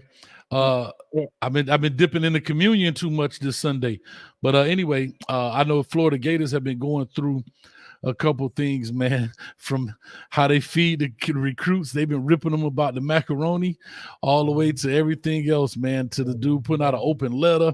So that it's almost like Mike Norville and Billy Napier on they catching it bad right now, but it is what it is, I guess, man. Hey, Coach, and they're freaking out even more because as soon as Rashada committed, the first thing he did was he texted the number 1 and the number 3 offensive tackle in the classes, and the dude from IMG, Francis, I can't pronounce his last name, and the with an M, big Francis M. I know he's got an M on the end. Yeah, Francis M. Samson Okunlola from Maryland, the third ranked offensive tackle. And he texted Peyton Kirkland from Dr. Phillips, and he's just like, "Hey man, listen, I need some protection." And he's already hitting them up on Twitter saying, "Hey, just come join me real quick." And then you got Jalen Brown and Andy Jean. He's messaging them, and he's trying to get them on board. I'm like, man, I can't even describe what a coached O-line from Cristobal and Mirabal with all these big behemoths that we're recruiting. Man, I can't wait. I don't think offensive line is going to be a problem at all, like for the next upcoming years. Man. I love it. Well, Francis Magoa, I guess if I said it right, I'm gonna learn it. But on 4th of July, he's doing his announcement. I may do the commitment on there. We'll see. I'm looking at the commitment list. Funny thing is, these guys change so quick, man. They say they're gonna commit today. They change it up to tomorrow. So I'm trying to keep up, but that was fun. I really like doing those commitment shows. And then Peyton Kirkland, he's not far from me. Him and Malik Bryant I think they're very close. And they're going to do their commitment together on July 23rd. Yeah, and Derek LeBlanc, that defensive lineman too. Yeah, the D lineman from Osceola. So yeah, definitely. Yeah. We'll get those going, man. Coach, listen. And I was watching the show because I just came back from the pool. So I was watching the show, and you and your guests were talking, and you were saying that or he was talking, and he was saying that, hey man, you need to decide what player you want to be, if you want to work, or if you just want to put on the jersey and walk around campus. And I felt that because I definitely think like Cristobal is going after the people who's just like, listen man, I need you to be ready to work. Like, don't just come and be like, hey, I'm just going to be a Miami Hurricane. We're going to win some championships. No, it takes effort and it takes work, and he's getting players that don't fear any team, because I'm pretty sure, in the years you've been coaching, you hear it all the time where the losing team, like, we were more talented than the other team, but the other team was more mentally tough and was just like, man, I don't care how many stars y'all got. I don't care how fast these receivers are, how big these linebackers are. We're still walking off this field, and y'all are going to be taking the bus back home. Yeah. And exactly. Yeah. You hear it all the time. Be like, we were the more talented football team. That's nice. But at the same time, it's the brotherhood that the other team is formed. Those two-a-days and those three-a-days. If that team could walk out of those practices with a better bond than the more talented team, it's no competition, because the talented team, even though on paper and even man to man are better, we're playing besides people that I trust inexplicably for the next 4 quarters, and I know that he got my back, no matter how good you are. For sure. And it's just, it's just, Well, man, I can't wait to see that on the green tree. Man. I'm with you, man. Well, listen, I can't wait to get the season started. You know what I mean? I'm gonna get my countdown timer back up. We're gonna get that thing rocking. I might have to take Polo Timmy and them off the shelf, and we'll get that rocking and rolling. But man, I appreciate Coach, you as always. It's poor little Billy. It's poor little Billy, man. It ain't poor little Timmy. It's poor little Billy, man. Poor little Billy. Oh my God. Poor little Billy. You right about that, man. Poor little Billy and poor little Mikey. Mike Norville and Billy Napier, well, they catching it bad, man. But man, appreciate you as always, bro. All right, Coach. Thanks, man. All right, man. Real quick, Robert Morgan, what's up with you, man? He says two big dogs announcing July 1st. Yes, I believe I have on my calendar Jackson Howard. I definitely want to do his commitment video if I can. Like I said, I try to keep up and keep those things up to date as close as possible because these players change all the time, man. But anyway, caller, talk to us. Give us your name, where you calling from. Palm Beach. All right, Palm Beach, man. What's up with you, man? You excited about today? Oh, okay. Never mind. I'm sorry, Coach. Hey, No, you good. I got to turn my TV down. No, you good. Okay. No, but I called in. Yeah, I'm excited about the commitment. But I just wanted to tell you, I appreciate you for really showing the insight of college football. Because a lot of people don't really know the grind and how hard it is and what really happens to a lot of these players. Mm-hmm. Especially like you said with the injuries, when you talking earlier about injuries and guys having to practice and stuff like that. Like a lot of people just unless you've been around it, you really just don't know. You don't know. It's one of them things where they don't. Just like same thing with the recruiting. Oh, this kid should have off, or this kid should get off, or if a kid can't go to Miami, he can just play at FIU. Don't work that way. It don't work that way, baby. Great football players. Yeah, they got great football players at FIU too. Sure they do. It's funny you brought that up, man, and I wanted to say this. I'm going to bring this up too. I have to say this, man. A lot of people have been giving Arch Manning a lot of flack, and I told you I'm always a player first, protector first of players. Again, bro, that kid, do I think he's a 1.0 recruit, meaning like a perfect rating? Hell no. But he didn't rank it. Not with the competition he's playing. But regardless, you're correct. But he didn't rank himself.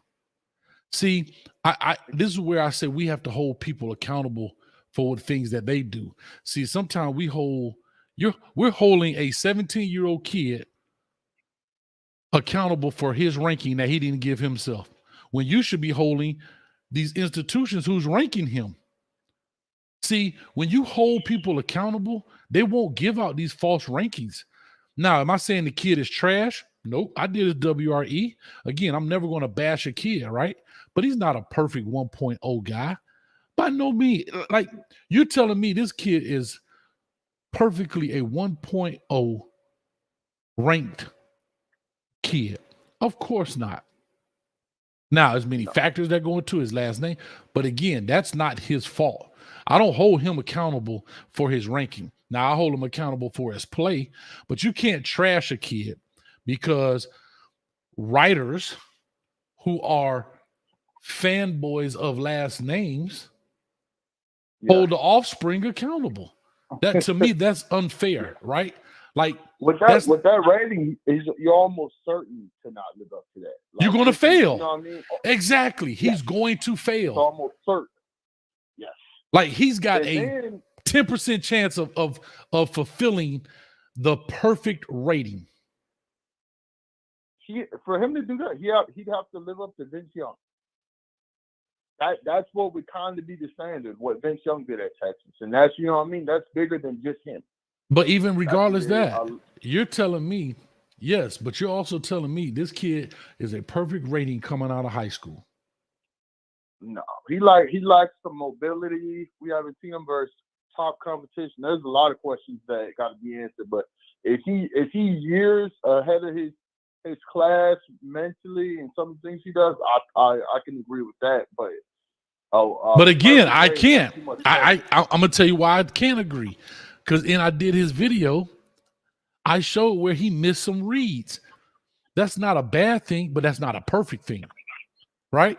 Yes, you're right. You're ranking a kid off an 11th grade film as a perfect player. And I'm looking at his highlight tape and I see flaws. These are not even the game tape. You're right. Right. These are plays that he deemed highlights. Yeah, I could just tell your knowledge of the game because a lot of people, like especially with these kids today, they're judging the kid off a highlight tape. When you go inside the football world, let me see a full game. Let me see what your work looks like. So here's the funny thing. But I'm sorry to cut you off, but I don't know if you had a chance to see my WRE on him. There was one play where there was a breakdown, and I said my con of him was decision making, meaning, yeah, you can read defenses, but do you throw that ball or do you take the underneath? Do you, like, for example, that one play where he went to roll out and none of the receivers knew what was going on? That's your job as a quarterback to let everybody know what's going on. That is your job. Now, it ended up being a highlight because he turned it from nothing into something and scored a touchdown. And that's great for the fan base. But for the coach, I'm looking at, and I pointed that out. And you guys are more than welcome to go check it out.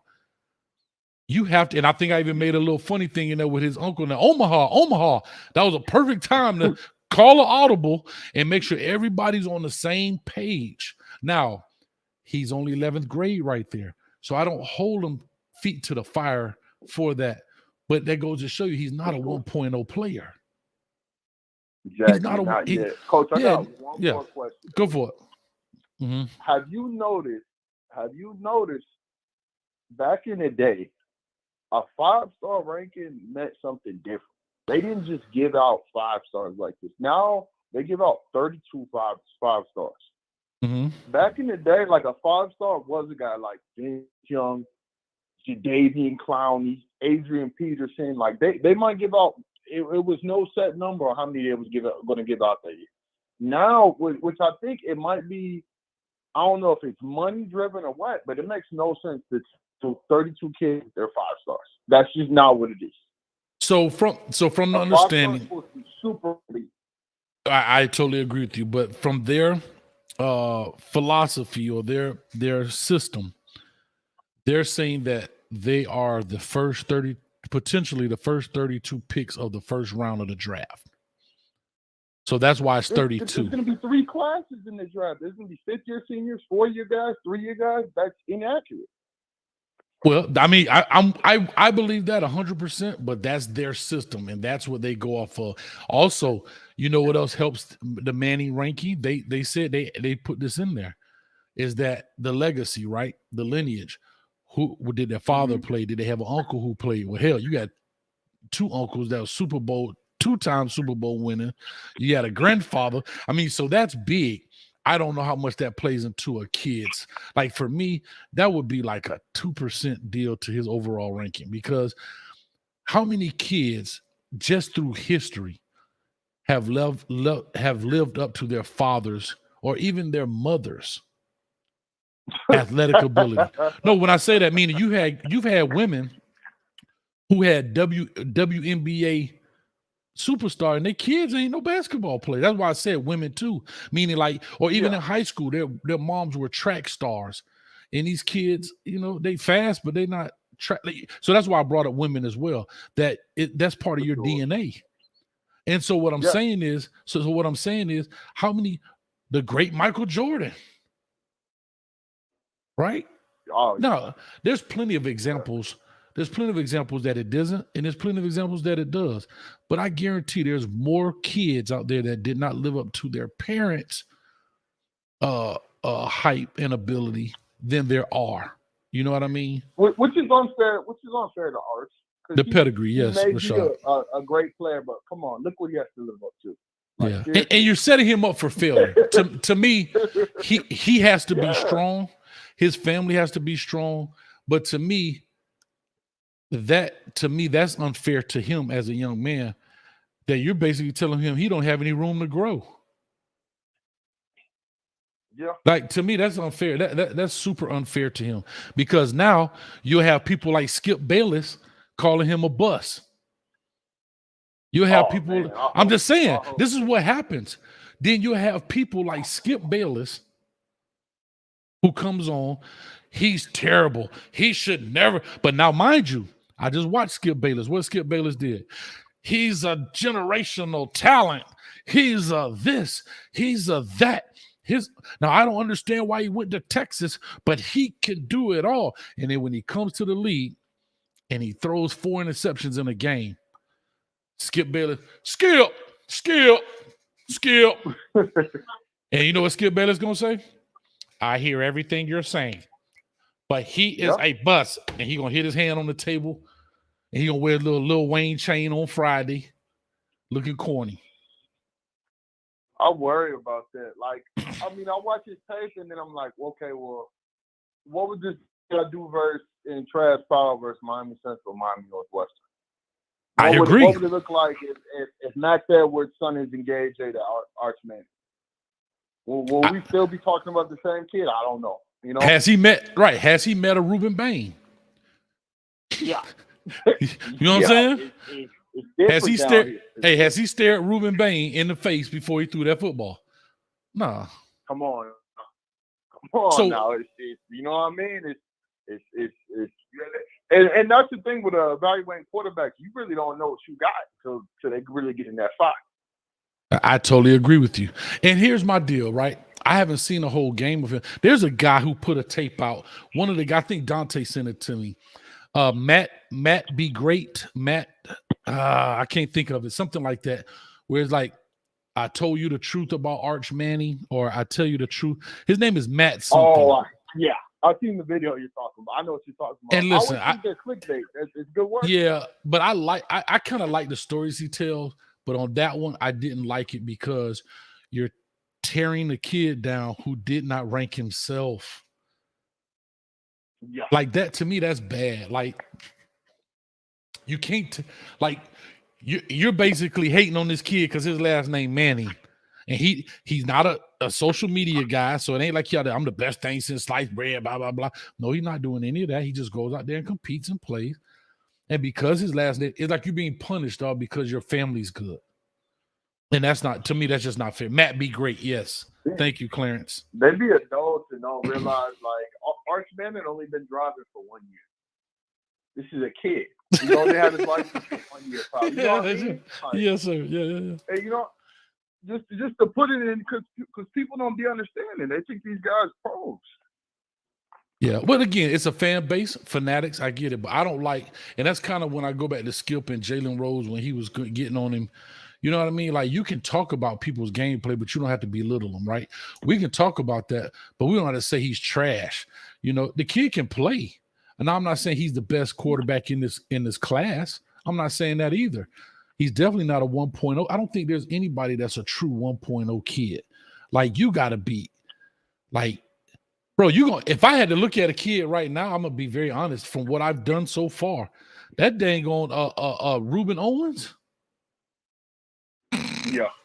Now the reason I say that, and that's amazing, right? But the reason I say that is because you could call competition. I'm looking at what he's doing, his vision, his footwork, his burst, all of those things. I even said in that video, you can call competition all you want, but your feet don't move like that. Now, I'm not saying he wouldn't have gotten tackled, but I'm not looking at the long runs. I'm looking at the ability to change direction, shift your weight in the hole, keep your feet moving. That's tough right there now. You know what I'm saying? For sure. Yeah. Maybe like from being around South Florida guys, that the only guy that I think maybe people, at least I could have, maybe like a Willie Williams, his high school tape, you know what I mean? You might be able to look at that guy and say, okay, he might be close to a 1. And even then, I still want to see, you know what I mean, more pass work stuff. Thank you. you. Know what I mean? Thank you. Stuff. Like, Thank you. You know what I mean? That was in 2004. Right. You know what I mean? It doesn't. Amari Cooper couldn't have got a perfect rating in high school. Yeah, no, it's very hard. Great Like player. I say, I don't even think elite players are perfect 1.0s, dog. Like, No. no, how many perfect players have there ever been? Three quarterbacks. I want to say maybe. I don't think Adrian Peterson got a perfect 1.0. all-time players since 2000. Jadeveon Clowney. Yeah. Robert Nicomedema. Lord, I don't even know how to say his name. I'm sorry. Kandichi. Robert Kandichi. Yeah, Kandichi. Rashawn Gary. Yeah, These are all defensive ends, I'm telling y'all. First of all, Vince Young, Ernie Sims. Wow. And that's it. It's only been 5. Right, it's only been 5. Bro, even Trevor Lawrence didn't have a perfect score. Bye, Felicia. And I seen Trevor Lawrence tape coming out of high school. I mean, I think hopefully once they get into college, because I think fans care more about stars than players. I think fans care more about stars than coaches do. Mm-hmm. Once you get on campus, it's, you know what I mean, lifting, running, going to class. Nobody cares if you're a 5-star anymore. No. I'm just saying, like, yeah. So there it is. So yeah. But anyway, man, I appreciate you, man. Thank you. We was on here for a minute, but I really enjoyed the conversation. I did want to say that about about Arch Manning, because I just didn't think that was unfair, man. Anytime, man. Anytime. All right. Thanks, man. All right, that was fun, man. We take 1 or 2 more here. We get up out of here. Quinn Ewers had a perfect score. What happened? He went from perfect down. Ooh, 253 area code. All right, we got a 253 area code in the building. I have no idea what that is. Call. Give me a name and where you're calling from. What's up, Coach Hayes? Hey, 253, that's Tacoma, Washington. That's where Jaden Wayne from. Yeah. Tacoma. What's up? I ain't from out there. I stayed out there for a little bit, but I'm back in Florida. Okay. Hey, what's up? Yeah, I'm a Lakeland Dreadnought, and we got Kamari McClain. Them boys I did his film. D1 players over there. They got 16 D1 players over there. So let me ask you, man, when did you go to the Dreadnought? When were you there? I graduated 2010, so I was there the 09, 08. When we was there 08, we lost to St. Thomas. We got blown out against St. Thomas. Was that y'all two playing in the state game with all the overtimes, like 4 or 5 overtimes? Yeah, with Chris Rainey and I was a freshman. We had Chris Rainey, the Pouncy twins, Ahmad Black. Hey, something crazy. Ahmad Black, the DB coach for the Lakeland Dreadnoughts. That's why everybody thinking they got that pipeline to go straight to the Gators. But man, the way them boys got, you don't let some Lakeland players just got cut. And you know what I'm saying, they ain't rub everybody too good down here. That man, he opened up his recruitment, so I won't too much thank the Gators. He gonna get stuff in the closet again, but hey, it's looking good for us coming with them DBs. But hey, when I called you, I was like, man, you gotta come check us out, man. They redoing the schedule. I heard American Heritage is gonna be on the schedule. Okay. And IMG. So Rashada just transferred to IMG. Yeah, man, come down, man. I'm gonna come check it out. Look, I'm only like maybe 45 minutes away, man. We gonna bring the cameras. We gonna make it happen. So hold on, real quick, before you say that. I think I coached against you guys. I'm not sure if you were there. Chris Rainey, the Pouncy, Ahmad. Y'all had a dude. I'm trying to think. I was at Norland at the time, and Ahmad Black hit our receiver, Lester Jean, who ended up playing for the Texans. He hit him so nasty, knocked all his ear pads out. Helmet came up right before the half. I don't know if you remember that. I got kicked out of that game, man. Man, the only player I remember balling every game is John Brown. Nobody don't talk about him from that Lakeland team. Number 1 D tackle in the country. I remember him. But man, y'all had. I'm gonna tell you this. So Lakeland, Chris Rainey, the very first play of the game, take that thing to the house 80 yards on a He was fast, man. But legit 243 speed. Man, and here go the funny thing, right? Here go the funny thing. You couldn't tell me that wasn't gonna translate. This is why I say sometimes we set people up to fail. You weren't gonna tell me he bro, was a 3-star. He was a 3-star. Nobody wants to tell you Chris Rainey was a 3-star. Yeah. Yeah. Yeah, that's what I'm saying. All the records I can think of. Yeah, it's a shame that didn't translate to the league, though, man.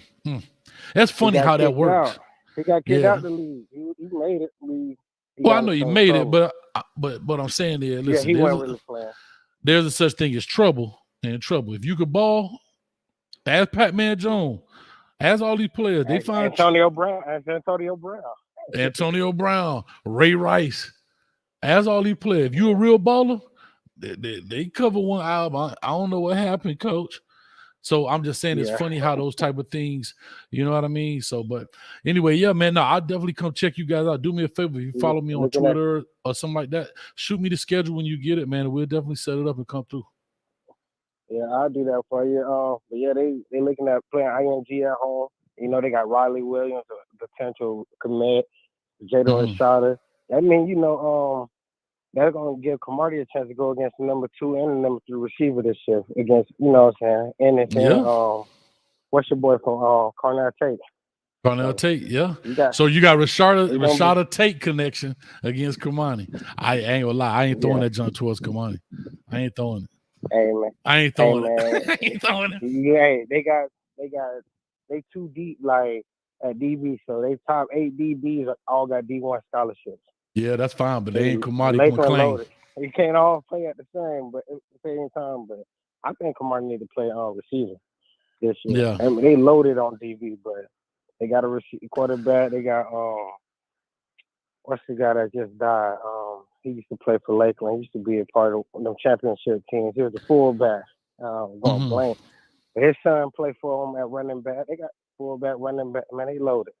That's what I'm saying. Like this shit gonna be. They ain't going for no state championship. They're trying to get a natty. I hear you, man. We're gonna find it. Coach Castle been there for 300 years, ain't he? Man, this man been coaching since the 60s. Man, this man have been about 50 years. He don't want coach of the century. This man won coach of the century the year we didn't even go to state. Hey, I'm gonna tell you a quick story. I'm gonna let you go after this. We go up there to play Lakeland, right? I've said this story before, but somebody else called from Lakeland. So you know y'all got that cannon, right? That go off, boom. Yeah.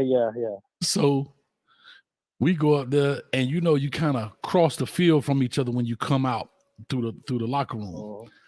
And so you know y'all had a big boat, ding, ding, ding, ding, the dreadnought boat. So check this out.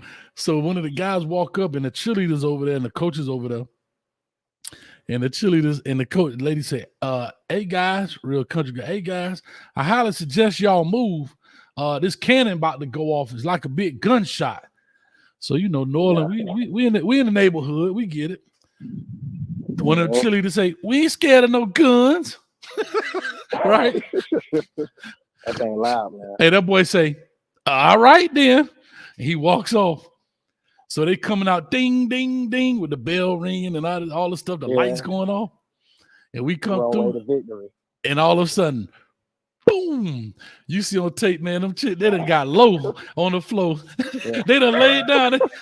They thought they was shot because it was literally right behind, like it was right behind them. You know what I mean? And when you see the cannon, it ain't no bigger than a shoebox. It ain't big. It ain't no bigger than a shoebox. Yeah, they step on it and just go to shoot. It's an old-fashioned thing. Yeah, it's small. It's like a little shoebox. It ain't big. You think a cannon, like, you know, you see, it's like a little shoebox. Man, that thing was so loud. But anyway, listen, man, I appreciate you as always. Let me get some more callers on here before I get out of here for the night. All right. Yes, sir. We'll be in Osceola, too. All right. I'll be checking you out. For real. I'll be checking you out. Go ahead and DM me the schedule. All right. Show enough. All right, real quick, Miami Flow in the building. What's up with you, man? I think he's coming on tonight at 8:45, so y'all go over there and check him out. We had a big day. I know he's going to have a lot to say when it comes to the recruiting world. He keeps his ear to the street, all right, and he drops his nuggets. Should I say pause right there? Drops his nuggets. I mean nuggets of information. Call or talk to us, 850 area code. Give me a name, what you calling from. Yo, what's up? Coach, you already know who it is. Just I already came to know. life, bro. What's going on with you, man? Talk to me. Oh man, cooler, man. I just got ready to catch the show. I feel like I'm catching the show when I'm getting off work. I'm coming from the store. I don't even know what was going on. I seen you went live. I was like, oh, if it's one of them shows that I gotta call in, I'm gonna call in and let me know what's going on. So what was going on, Coach? What we talking about? Well, we were talking about the Legends Camp. We did a live show with Jaden Rashada. With his pause. We got 305 in the building, y'all. Y'all know what that means. Got to throw the 305. Anyway, I'm back. I just had to make sure when they time to see 305, you get it. 305 in the building. But anyway, we had 305 people in the chat, man. Y'all go ahead and hit that button. But yeah, man, we were just talking about the Legends Camp. We were talking about the Jaden Rashada commitment. I went live and we watched his commitment live online earlier. And that was pretty cool. But that's pretty much it, man. Oh, okay. I hear that. I heard they were talking bad about my man Archie Manning.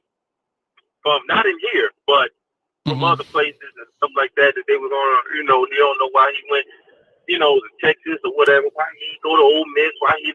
Man, listen, look here. My father was a baseball player. Okay, he played AAA ball. I was a baseball player, but I looked like a football player. I didn't make it. I never played a stick of football. You can't put what I'm saying is you can't put these kids in the same light as their parents, like their father or their mother. Like you said earlier, look at Michael Jordan kids, one of the GOATs, and they can't, you know what I'm saying? Like it's just not, it's in the DNA, but if they don't have the drive to do it, or if it's not like that, then it's just not like that. Right. As far as Legends Camp, I'm gonna put it to you like this. Can you do me a favor, Coach? Can you hit that Fat Joe one good time? Surely can. Yes, sir. Because you know what? As Fat Joe say, for the University of Miami, when it comes to these recruits, yesterday's price is not today's price. You understand me? You understand me? Yesterday's price is not today's price. Huh? Yes, sir.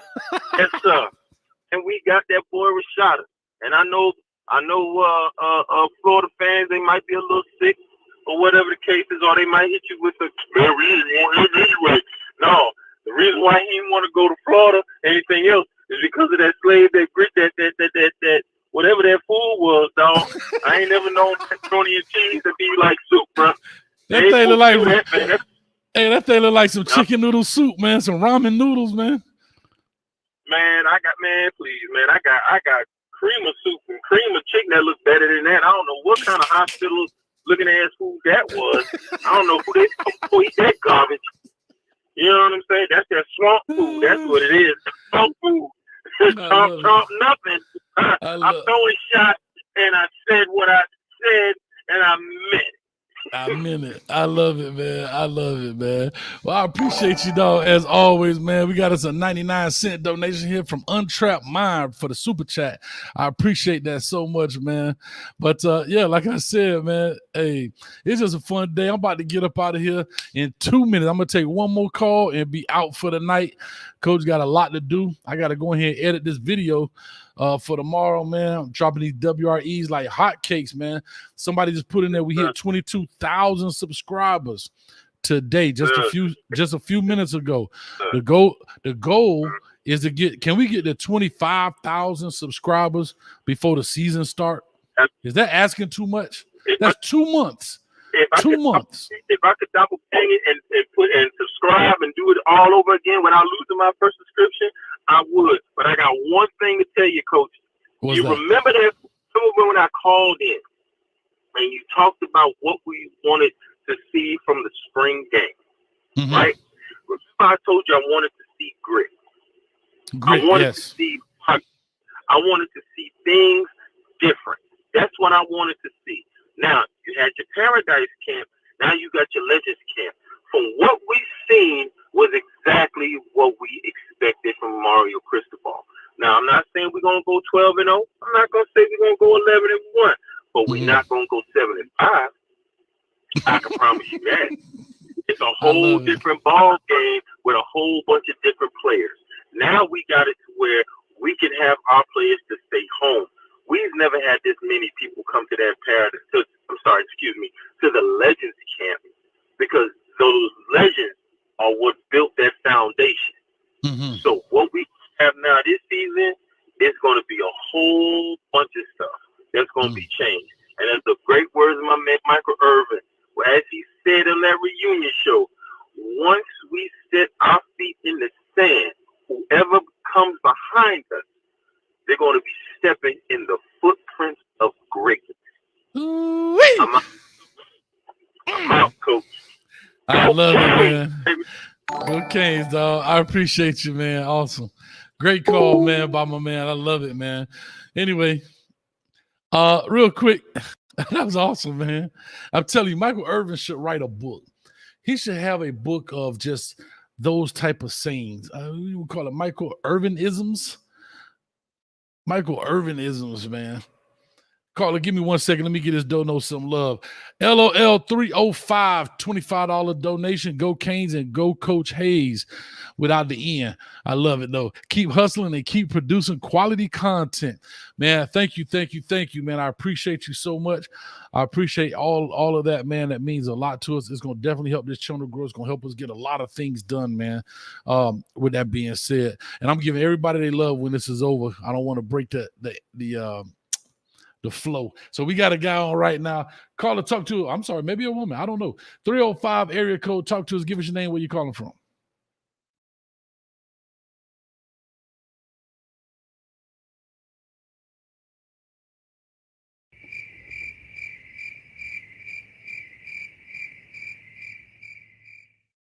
Caller, talk to us. Give us your name, where you calling from. Oh, well, might be a scam artist. Anyway, oh, here we go. We got an 847. Here we go. Caller, talk to us. Give us your name, where you calling from. Yo, what's going on, Coach Hayes? This is Muhammad. How you been? Muhammad, what's up? I saw you say I tried to call, so guess what? I tried to hold on for you just a little bit. Got another chance, right? Yeah, man, because you're going to be the last one for the night. So talk to me, man. What's up with you? Yeah, man, I had to call in. You know, I had to stand up for the 305. You already know. That's right, baby. Talk to me. So how are you feeling today? Two things. I wanted to hear your thoughts on this big quarterback commitment. What do you think? What do you think we got? Well, like I said on the live show, and I said earlier today on this show, that I think that this is definitely a move in the right direction. These are the type of kids that have to come to this program in order for us to reach back to the elite status. There's a such thing as coaching and developing, but you have to have something to coach and develop. You know, I go back and say this all the time. I personally can go and train with Usain Bolt, eat the same food, get the same amount of rest, do the same workout. I'm never going to break a world record. I don't possess the skill set in order to do so. It's just what it is, right? No, you're right. Usain Bolt wouldn't be what he did, who he is, if he didn't have the skill set and they just mold it a little bit and tweak it. And so we have some very, very good players, but we got to start working on getting the elite guys.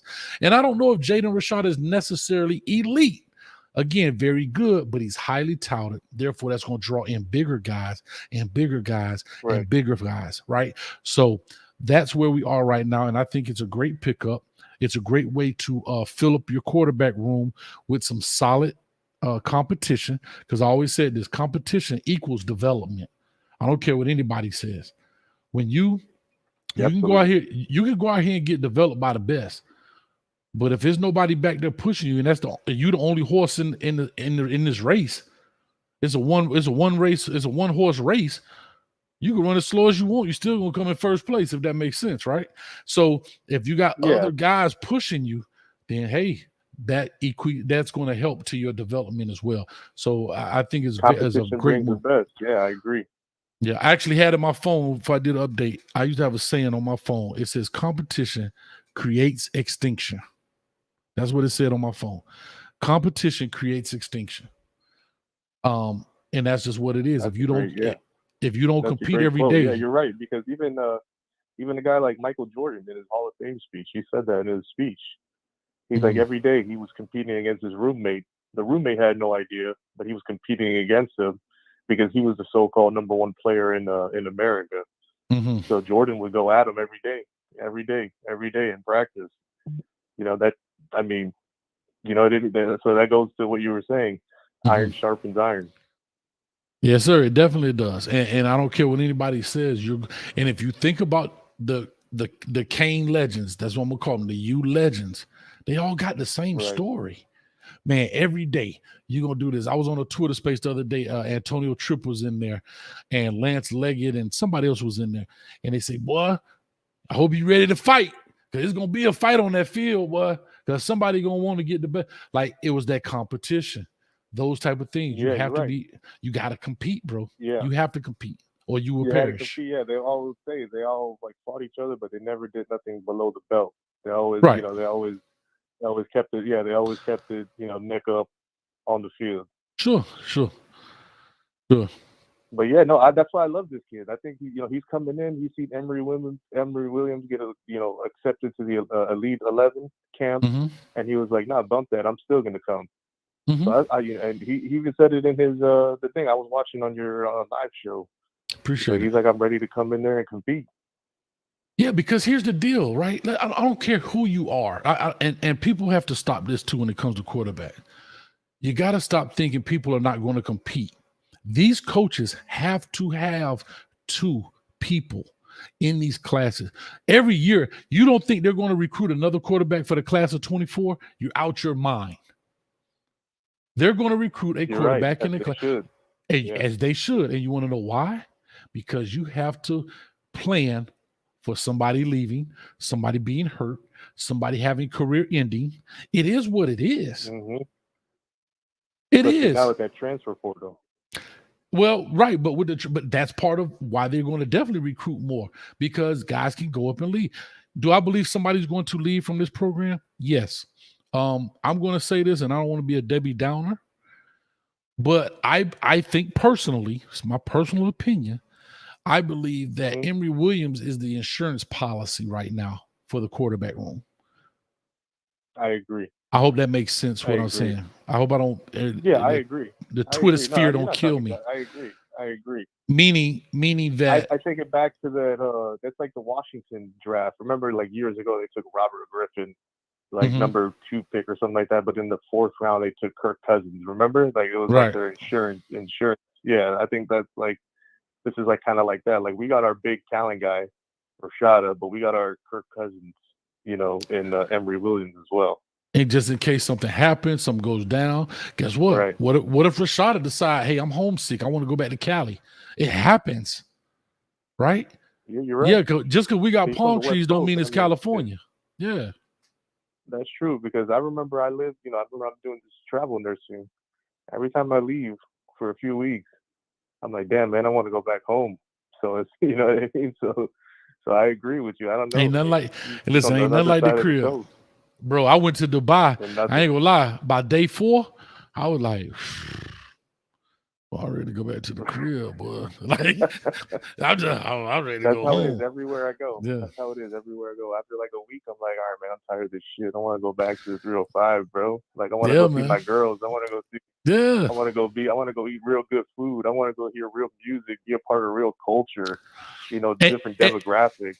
Exactly. And one thing I know about Cali guys, just like us, they Cali guys. I'm sorry, our vibe is different in Miami than it is in California. It's good. People get it twisted. Yeah. People get it twisted, bro. They're like, oh, Miami, sunshine, palm trees, beaches. Like, nah, bro. If you're from here, it's an aggressive city. People here, it ain't no Cali vibes. I'll tell you that. Well, and here's my deal. Meaning, the way he vibes in California is different than the way we vibe in Miami. Just like a Miami kid going out to USC, right? Ain't no conch fritters out there. Just the simple things in life that you think about. Like the vibe is different. Even though it may be fun, it's cool, and 4 years is really a short period of time. I mean, relatively a short period of time. But some kids who've never been away, all they know is the crib, wherever that may be, whether it's California, Oakland, you know what I mean? And that's just what they do. But anyway, but man, I appreciate Muhammad as always. I'm about to get out of here, man, and I got a lot to do. I got to get on I know it's late. I got to edit up, late, boy. so I got to get off get. for a minute. Yeah, this editing sucks, bro. But I got to get this editing in, man. I'm trying to. Y'all let me know with a thumbs up if y'all like the way the new WREs are. Try to put some little stuff in them, make them fun, and edit them up, and try to be cool with it. There's a lot more work than they used to be. Mm-hmm. It sounds good to me, Coach. I mean, it sounds good to me. Hey, you saw I put bombs over Baghdad with the little Andre 3000? Yeah. I was just being bored. I'm like, let me put this in here. Bombs over Baghdad. Anyway. Hey, you're out there having fun, man. Keep it real out there for the represent the 305 internationally. That's what's up. Sure enough, man. I gotta represent the outcast, man. Because first they was some players, then they was some what was that? Poets, and then they some aliens. That's what they said in the album, man. But anyway, man, Muhammad, I appreciate you, man. As always, we'll be jumping on. Don't miss us Tuesday for the Coach Me Coach podcast at 8:00 with Dom and myself. And it should be pretty interesting. We're gonna talk about the fairy dust that Brian Hartline is sprinkling on these people to get them to commit. And we're gonna do a little Florida bashing maybe in there too a little bit. We'll see. Putting Billy in there. What is it? Put him in the closet, in the locker? He got another one from down here. He got another one from down here. Today? He got another one. Brandon Ennis. He got yeah. No, yeah, I knew he had. He's got Ennis, Carnell Tate, and here, let me say this. I want to say this while you're on here. Somebody said that I'm a low-key Ohio State fan. I actually thought that was funny. Why? But because I do a lot of Ohio State videos. But you want to know why? Because they getting all of the top dudes. They taking a lot of our players. Yeah, they getting the top dudes. So here's the thing, and I have to say this. When I challenge them, they step up. Remember, this is still a business. Coach trying to make something out of this. So when I challenge them to something, my very first time I challenged, and it was the truth. A guy asked me, he said, "Coach, what do we have to do to get a week's worth of Ohio State videos?" I just jokingly said, "Well, if you get this video to 3,000," it was a Jaden Ballard tape, I believe. I said, "Well, if you get that tape to 3,000 views and the channel to 3,000 subscribers in a week, I'll do a week's worth of Ohio State." He texted me back. He tweeted me back, "Coach, no problem. Challenge accepted." Coach, that was a week. They was done in 3 days. That shit is crazy out there. I mean, they was done. Listen, they was done in 3 days. Here's the funny thing, Muhammad. I put the same challenge out, but I upped it. I said, if y'all get this video, the Noah Rogers video, to 6,000 views, right, in a week's time. Yeah. That was 2 days ago. They already had 3,000 views. Them people are fanatics. They're fanatics. Those people, I'll give it to them. They're fanatics. And can I be honest? If my Canes would do this, I gave a challenge to the Miami Hurricanes. Guess what? Oh, man. We ain't even come close. That was my thing when I was telling you. That's my thing when I was telling you, yo, we got to fill that stadium. Like, let's go. Like, I'm a season ticket holder. I know, listen, bro, I'm the Dade County native. I know there's a lot of shit to do. Don't tell me. I know there's a lot of shit to do, but guess what, Coach? It's 6 Saturdays. Right. That's an excuse. It's 6 Saturdays. Can I tell people that's an excuse? 6 Saturdays. Right. That's an excuse. That's not a 52-week commitment. Yeah, that's not bro. It's 6 Saturdays. The same for Miami Heat. I'm not asking you to show up 41 times out the year. You know what I mean? Like, come on, bro. 6 Saturdays. Imagine if you split it in half. Half of the people come 3. Everybody. Oh no! Don't even have to do 6 Saturdays, Muhammad. Muhammad, don't even do 6. If half of the people did just 3 Saturdays and the other half did 3, that's or what 2, I'm saying. It's not even 6. What do you show up to 3? You could break it up in thirds. I need a third of the people to do 2 games, another third to do 2 games, another third to do 2 games. You have it's only 78,000 seats in the stadium. It's millions of people in Miami. It's over 10 million people in Dade in Dade and Broward County, Coach. It's sure over enough. 10 million people in Dade and Broward. It's sure enough. All right, man. I mean? Come on, let's fill that stadium. My bad. I just had to say that. Everybody in Miami, let's fill that damn stadium. Let's do it, man. I'm all for it. Anyway, man, I got to get up out of here. Yeah, it's getting. I got to get up out of here. I got to make some runs. T. Hines in the building. What's up with you? One day you'll call in. But with all that being said, we out of here. And Muhammad, I'm gonna go ahead and finish my last little spiel. I'm gonna get up out of here, man. Nah, man, Coach, man, thank you, man. Thank you. Appreciate it. I'll definitely keep in touch. Thank you. Anytime, brother. Anytime. Please. Yeah. All right, great call there from Muhammad. Always been supporting us. Well, with all that being said, we about to get up out of here. We had a lot of fun today. I mean, a lot of people had fun. Thank you to everybody with the donations from today. They mean a lot. I'm gonna give you your love before we get out of here. Brother Jay Blaze in the building. Exciting day, but guess what? This day is almost over, and you got to keep working, right? As Mario Cristobal knows, you can only celebrate for a little bit of time. Because guess what? The sun gonna come up in the morning and somebody else gonna be knocking on the door like Jody. Huh, Jody? Mess around and steal your girl. So don't be celebrating too long. You better take care of her. Somebody else come get you. But with all that being said, let me go ahead and give it a love to all of the people who donated today, as well as from the live show. So thank you all very much. And we'll be out of here right after this.